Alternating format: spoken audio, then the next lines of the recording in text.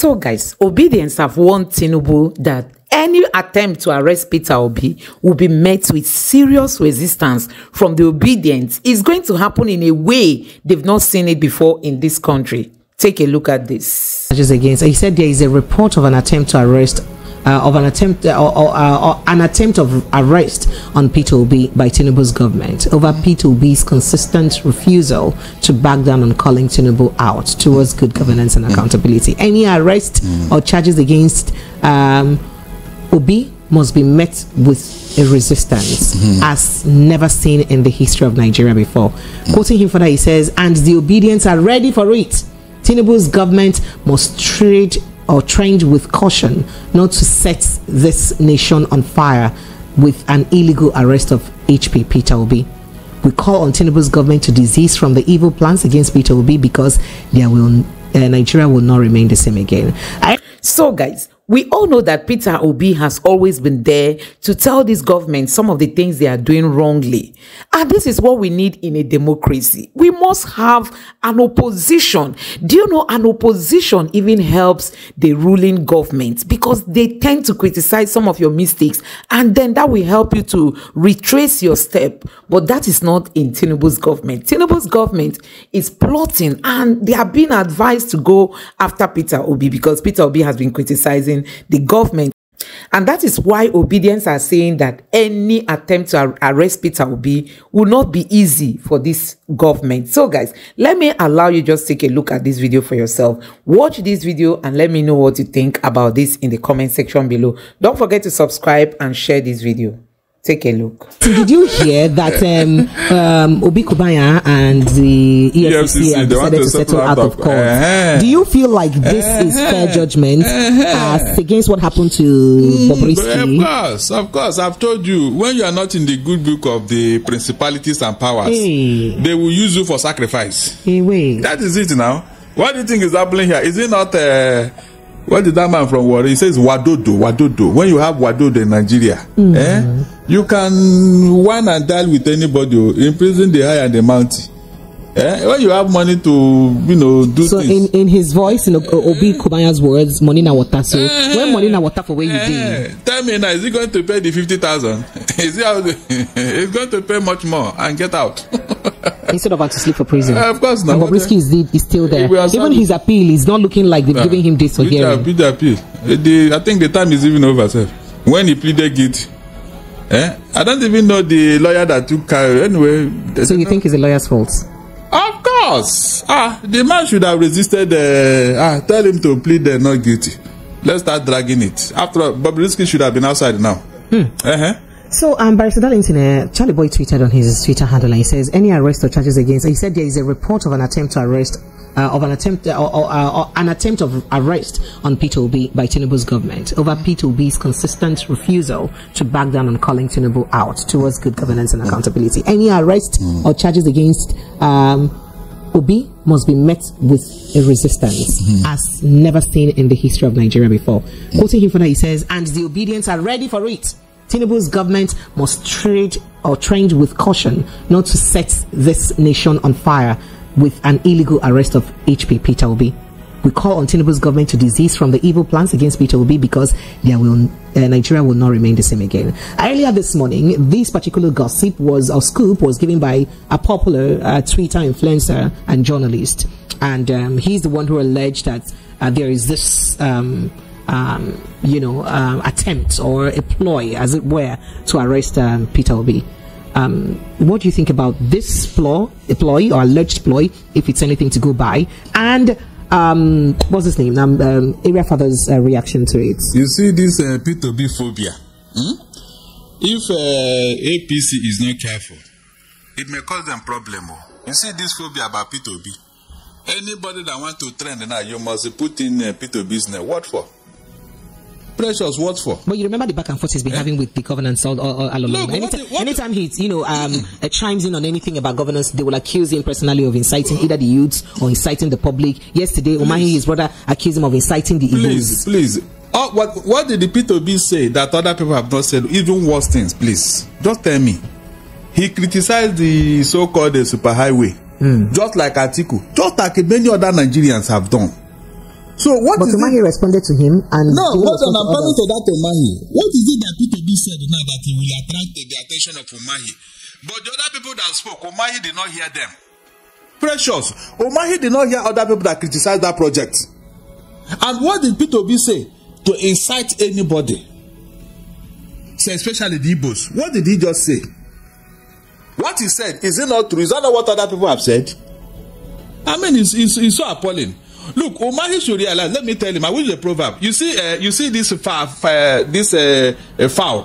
When they go and buy, when Christmas is coming closer, you know, around that kind of September, October, some people go and buy fowl or ram and start fattening it.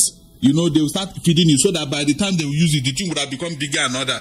So when they now buy a fowl or ram and they are fattening it, the person will think that, the ram or the fowl will think that the owner loves it. That's why they are feeding him. You didn't know that they are preparing him for the festival.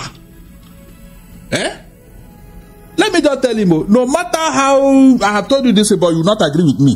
No matter how you are nice and generous to your concubine's son, you will never call his father. It's not true, sir. I have told you this. I said I told you this. Listen very well. Listen, I don't know where you come from, but where I come from, it is his age mates in the village where I will tell you, come, you this boy, do you know that man is not your father? And what will you say? You'll be clapping for them. You say, hey, don't mind. No, when they tell you that the man that is not your father, won't you borrow yourself a brain and say, so this mama, who is this man? Problem never starts. The boy will now forget the time the man used to buy him bread, buy him football, buy him. Is that not true? So each time I say this thing, don't challenge me because you don't understand what I'm saying. No boy will accept it. So this is what he's doing now. Go on, let him go and ask other people who played that role. You want to sacrifice your brother in order to be in the good book of. Were you not promised the presidential ticket before? Umahi, were you not promised presidential ticket by Buhari? Did it come to pass? The same thing they did to Ayade in Cross River. Did it come to pass? Okay, so reacting to that, even P2B has also reacted to that Umahi's case. He says, my focus is on fostering constructive dialogue and inclusivity rather than engaging in divisive politics. Claims of incitement are baseless distractions. I have always advocated unity and advancement, refusing to partake in reactionary, divisive politics. So of course, the people that are doing it, they didn't see them. Precious, you were here when somebody threatened the Tinubu's wife openly. Umahi was not in this country that time, Abi. No, why didn't they talk? Please imagine if Obi had made that kind of comment. What is it that everything about Igbos, hatred, the anger? I don't know, understand. And people are just keeping quiet over this. It's not fair now. It's not fair. A man woke up and threatened to even declared a fatwa on her. Even the president did not talk. They did not utter a word. Now somebody is saying that this thing is not a priority. This project is not, even did not follow due process. So is that why they should crucify him? And now it is now a matter of the Igbos. The man that threatened Tinubu's wife, they didn't hear about it, Abi. They did not. Nobody even criticized or said anything about the man. It's very, very bad. Very, very bad. It sounds so funny. Things that are not supposed to be talked about. Somebody they will just go and tell somebody, they'll go and say something. And the person will run and start saying things that are unrelated. You heard what some northern leaders have said about Tinubu's government. Umahi was not here to reply them. He didn't hear all those things. No, he didn't hear. That thing they said about Tinubu's wife is not what is more provocative than that statement? No, nobody was able to call Umahi. Come, this one that this person said is not provocative. It's not an incitement, Abi. Telling people to go and kill Tinubu's wife because she's an infidel. That one is not provocative enough. It's not. Please, people should be very careful. I don't like the way people just they just make people to be angry unnecessarily. Can you just imagine? Talking about it, they gave you condition when they send the MD of Boys of Bank of Industry. They send the man back with a message after collecting 100 million for his own ransom. They told him what to their demand. It was from those people that we even heard that there have been an agreement before about Nigeria. That the land space we call Nigeria, the sovereignty, should be handed over to them. That was the message they gave this man, which is in public domain. And the Mamu brought it out. Then their children should be released. And their commanders in Kuje prison should be released for them. Please, was it not the message they sent to federal government under Buhari? You mean with all this information, this provocative information, and condition, It was not enough for you to go there and pick those people that time. So now that you have picked them, what changed? After paying 1 billion naira, remember, it was the ransom money that caused problem between Mamu and the rest of them. Maybe it was not properly shared.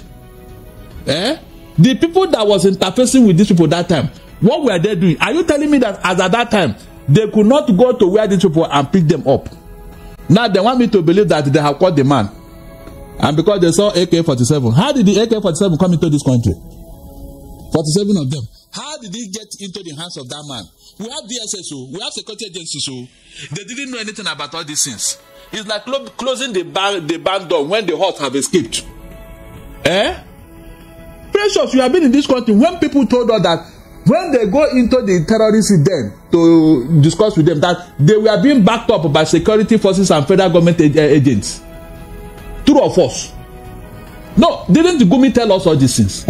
That he was being accompanied by all these people. So because you call somebody now, should not be clapping for you, Abi. How about all the people the man have killed before now?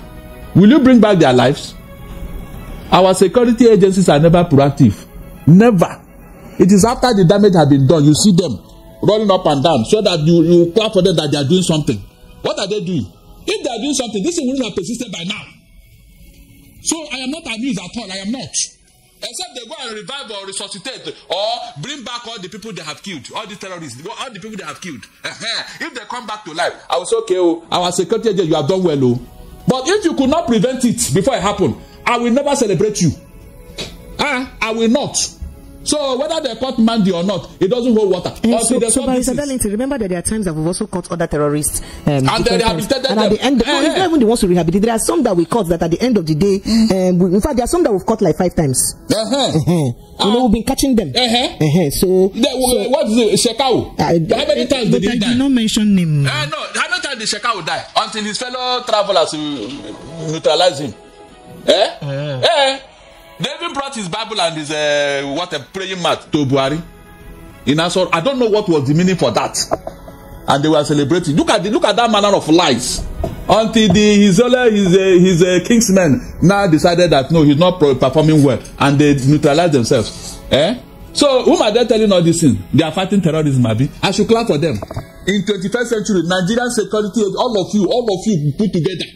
You cannot remove these people from Nigeria. But you know that now we're seeking intelligence with Please. Wherever you are seeking intelligence, it is too late. Precious. It is, in fact, it is even 5-6 years late. I'm telling you, no civilized country will allow this type of nonsense on their soil for one day. No civilized country. What are you telling me? Are we don't see so you're saying that this intelligence we're seeking with US now? You know, we had and recently we said we're seeking intelligence with United States too. Is it the first time they have tried to help you? Did you allow them? President, is it the first time China, South Africa, UK? Is it the first time they have tried to help you? Did you allow them to come? Just wait now. At the level tower, at the point of signing this agreement now for military assistance. Somebody will tell, no, it's not good for our security, this thing, no.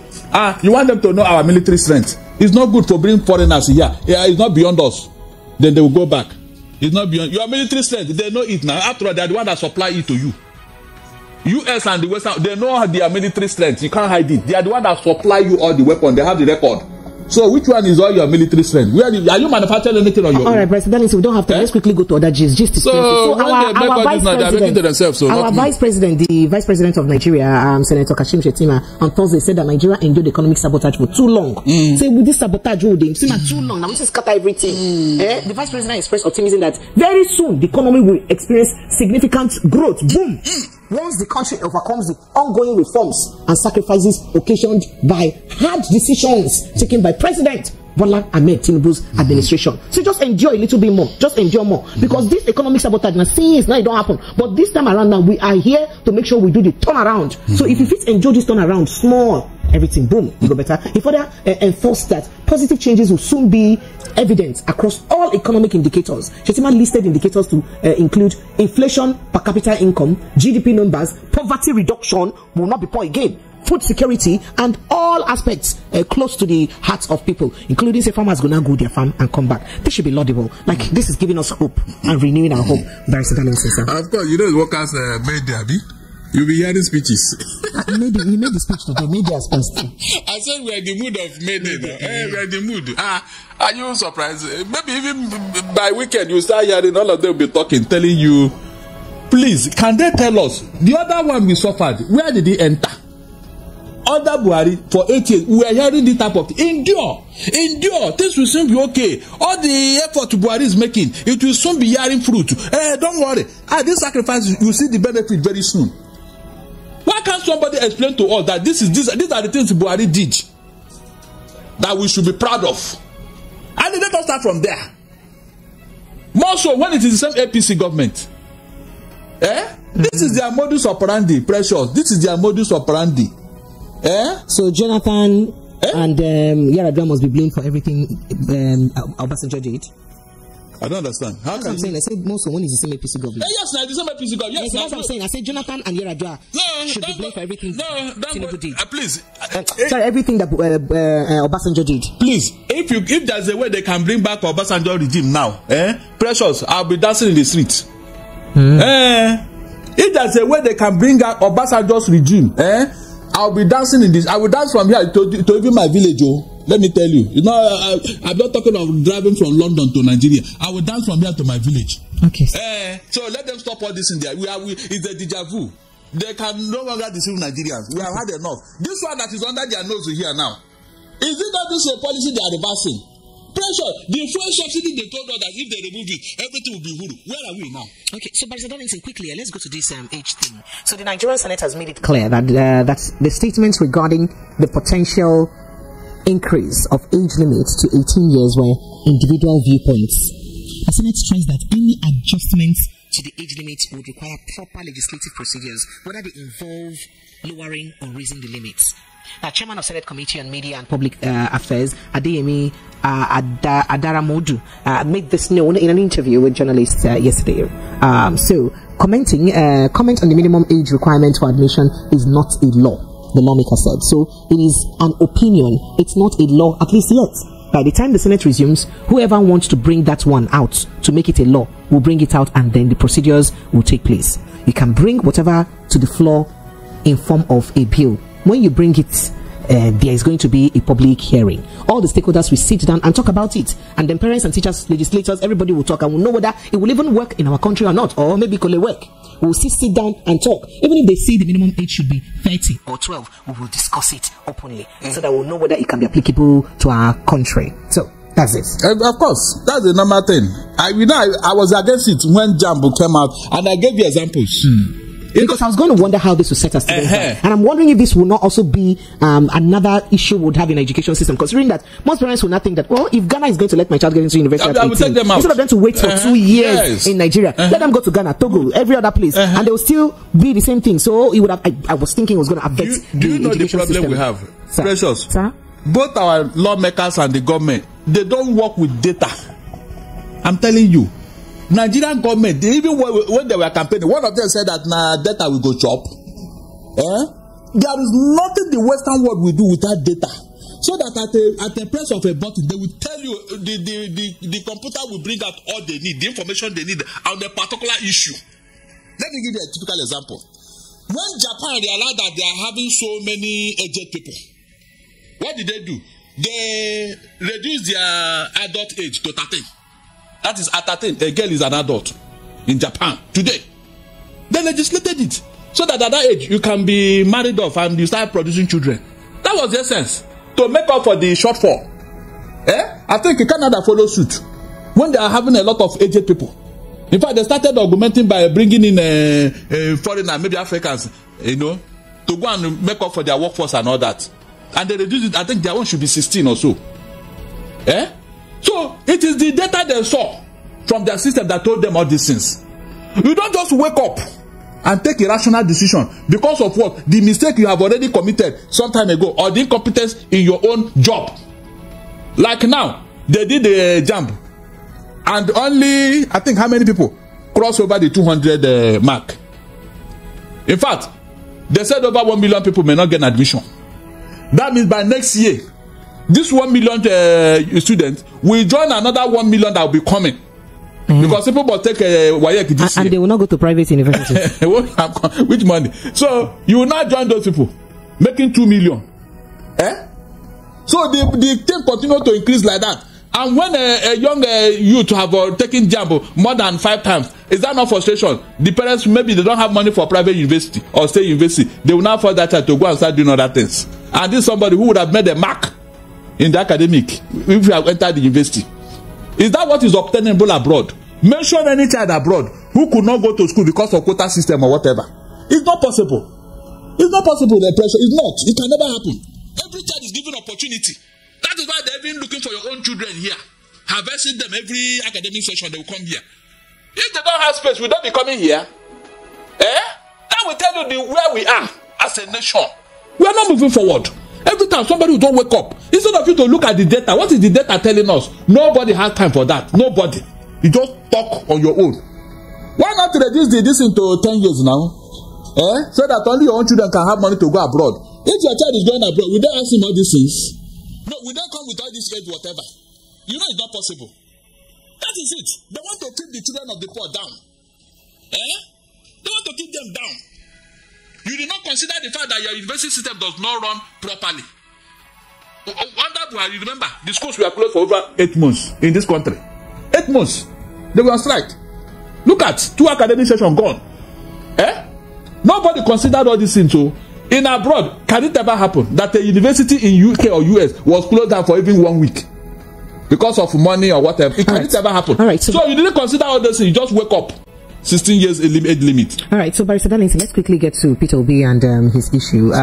So he's responding. You know, when he talked about the fact that the Calabar, Lagos Calabar, highway project is not something that we need right now because lots of properties would be destroyed and people's means of livelihood will be destroyed as people will be rendered homeless. The government, some people in government answered and responded and said that he also demolished when he was governor of Anambra State. But he's now responded to that issue. He says, and he said, it has come to my attention and I strongly denounce the distortion of facts surrounding my actions and statements during my tenure as governor of Anambra State, particularly concerning the ongoing demolitions for the construction of Lagos Calabar Coastal Highway.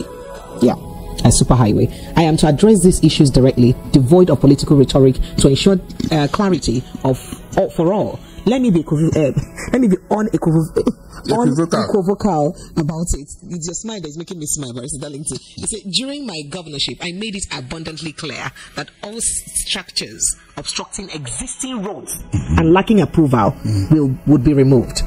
The circulated video clearly stated this. And I only initiated removal when construction had already commenced. Any insinuation otherwise is a blatant misrepresentation of the truth. But in other words, people are not saying, oh, but in this case, you are demolishing houses, people's means of livelihood, that were already there before you even had plan for this project. It's not like this project had already been mapped out and the people deliberately want to build in the right of way of the project. These people already had these places before you planned this project. So it's not the same case. So people are explaining, and then that's what that message also insinuates. I like your reaction, if you can, very quickly, sir. Look, there is no need comparing apple and orange just because they are fruits. Ew. It is not possible. In the first place, the magnitude of this Calabar Lagos superhighway and what P2B did, are they the same thing? The answer is no. I don't know of any project P2B consulted in Anambra State or any road that is worth 1 trillion naira. Somebody should have pointed it out. It's important. You are comparing. Compare everything. Don't just select. The people that are P2B removed. This money is 15 trillion. No, let us talk of the one that is the one that they have already paid. Okay. Which project? Did the P2B pay 4 billion naira for 1 kilometer of road in Anambra? Somebody should point it out. That is how to compare notes now. Let somebody tell me, after all, we have APC members in Anambra.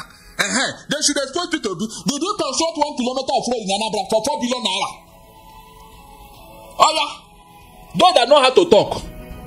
You are just want to call up P2B because what the project he did, was it not for the benefit of the people? This one now, look at where the thing is going to. With the problem Nigeria is having today, what is the priority of that project? What is the economic benefit for them? And that was part of what P2B said, that that's not a priority right now for Nigeria. That's what look at where it's going to. Constar. I don't understand. In what way would that benefit us? That you are in such a hurry, no due process, nothing. You just move in like a bulldozer. They started even demolition before they remember they will pay compensation. Who costed that thing? Are they not supposed to call independent actuaries? Let them cost that project to give us the best. But people were just appointed to carry on with the project. Is that what P2B did in Anambra? Those people come out, please come and tell me. P2B, did the P2B appoint construction people who is not to him or who are related to him to do the construction in Anambra? I have somebody bring it out. These are what I expected people to tell me, so that it will make sense. Okay, sir. So let's go to another question. If they cannot do that, then they should shut up. So, Barrister Darlington, elder statesman Edwin Clark said that the government of the former governor of Kogi State, Yahaya Bello, was rough, mad with corruption and killings. Clark said this in an interview when he was at the Rice Television. He said Bello was just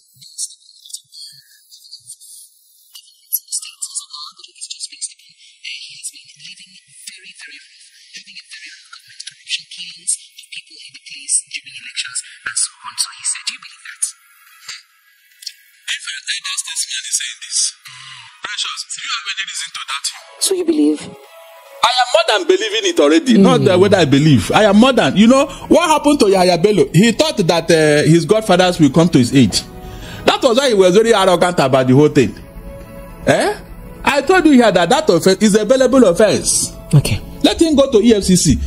Go to court. You plead, I'm not guilty. Then they will grant it. You have pleaded guilty already. You say you believe. It's okay. Let's go to another discussion. So that we'll not waste our time. The year habits. We have struck off the no. The name. It's not your idea. But where is the man now? Where is the man? We can't find him yet. Are you serious? But we can find anybody we want to find. You see that out of the gragra. This matter is dying gradually. We can't find any. You can't find anybody we want. Just say something now. They'll come to your backyard and pick you. EFCC chairman. Come and pick you. I noted what you said on the day you said it. Yahaya Bello. It's likely you may not prosecute him. It's likely from the look of things. The chairman of EFCC, you spoke too soon. Maybe you don't understand the terrain you are operating. Okay, you but let's go to other gist. I want to go see something that happened in Lagos to you. So, Barrister Darlington, let me gist you. What caused wahala today in Lagos? They said, okay, what happened today was that somebody jejely won betting and won 60,000 naira in betting. And this person that won this 60,000 naira in betting, that caused the wahala in Okeodo market, in Agbado, in Okeodo local government or local development area council. It's wahala. Now, according to people who saw it to the Korokoro, they say a Yoruba man won 60,000 naira from a popular betting company. He now went to go and collect his money. The owner of the betting company that was there, the owner of the manager of the place there, is a northerner. So the person now said, he will give us something inside and all that. The Yoruba man said, no, I will not give you anything. If I will give you, to be my prerogative, it will be what I want to give you that I'll give you. It's not you that forced me to tell you what I'll give you. After all, I had to bet. I betted and I won it. So you not tell me what to give you. Now someone said, you go give me something. I said the writer for Vanguard, not be me. Yes, I'm just an interpreter. So you go give me the rest ember. Or someone, no, what do they call him for? Babu. Let your blood is revealing to you. Babu, you must give me something. And I saw wahala. By the time so now instead of him to pay our brother the money, he now ran to the dustbin area where his own brother, where our other brothers are, to go and hide. And the other our brother now went to the other our brother side where they say, you want to come here? And the other the brothers who were defending him now came and brought violence as they are defending their brother for protecting his 60,000 that this one does not or he does not want to part with. The other people also brought their brother everywhere. They were gas. As I'm talking to you, almost 50 people now, they've arrested them because what's going on here? You see, betting, that's what caused the problem. How can I waste money and bet and you say you don't give me the money I betted for? But if I lose, you tell me that I lost the betting. That's what caused the problem. When Wazobia is giving 1 million naira jejely every evening. So you see, so I had it now. Listen to them now. So, by tonight we're not here to market another station. Talk about my station, though. You're my station. You're marketing another station. What's going on here? No, not comparing banana. You don't compare banana and apples. Is it not you that say because they're orange, because they're fruits, you don't compare them? Because that one is 60,000, though. Go ahead. 60,000, and this other money, which one is bigger? That will tell you that this thing is not well regulated. If the man in that place is a responsible person, this thing will not become a problem.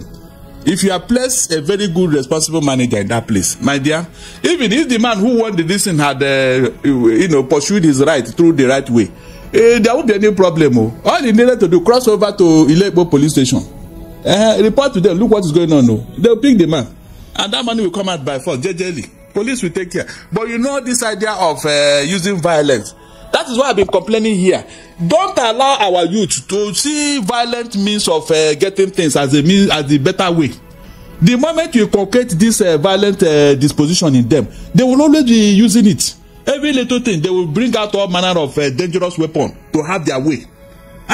You want the records are there. Go to police station, tell them, look what's going on.